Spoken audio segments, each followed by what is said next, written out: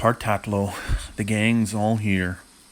The small assemblage of people folk were now on the warm beach, the air fragrant with the myriad scents of the tropics. As Anna stood and stretched after the cramped flight, she took in the surroundings. The blue sea rolled on seemingly to infinity. Not a thing could be seen for the many lonely miles one's eye could travel over the waters. The trees of the island were of kinds she had never seen before. They stood tall and proud, the foliage swaying gingerly in the warm, welcoming breeze. And between those two natural juggernauts was the beach of white sand, stretching out like a curvy sliver, bridging green and blue. The five souls seemed at once small and insignificant, yet they were also the only thread of familiarity that tied her to the rest of the world. Without their presence, what would she be here? Would the seclusion and isolation manifest itself in such a tangible way as to devour her very essence, erasing her existence from the fabric on which the universe itself was painted? She looked first at the tall, lean form of Johnny, busy as always, looking at his phone. There was no service here, of course. They had known there would be none before they ever even left the States. The only source of communication they had in case of an emergency was the radio on the plane. Speaking of the plane, it was being tethered to a stake that the pilot Reg had driven deep into the sand with a large maul. Reg was a beefy, broad man of color and one of Johnny's friends.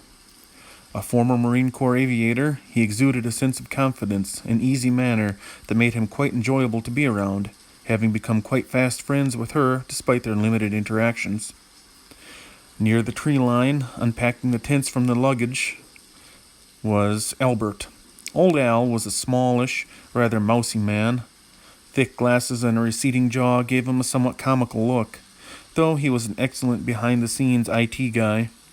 Intelligent and good-humored, he was all right. Standing off by himself, and appearing to have no real purpose at the moment, was Elliot. Unremarkable in appearance, other than his constantly being clad in camouflage and cool dude shades, he appeared to be absent-mindedly studying the surroundings, including each of them. His gaze moved from the jungle, and to each other person in turn, to the sea and back. She really didn't know much about him, as he was quiet and seldom interacted with the others unless he had to. An off-putting fellow, to say the least. His function within the company was somewhat fluid, just doing odds and ends that didn't require any special talents. With this motley crew, the plan was to camp out overnight, beach party optional, and in the morning, Mr. Hebrew, the property owner, was scheduled to arrive. At that point, the finer points of the development would be worked out, and the island loosely surveyed in order to draw up initial plans for the resort complex that was the end goal of this whole shebang. Johnny had confided in her that this was a bit of a gamble, as all company resources would need to be hooked into this endeavor in order to afford the property and development costs.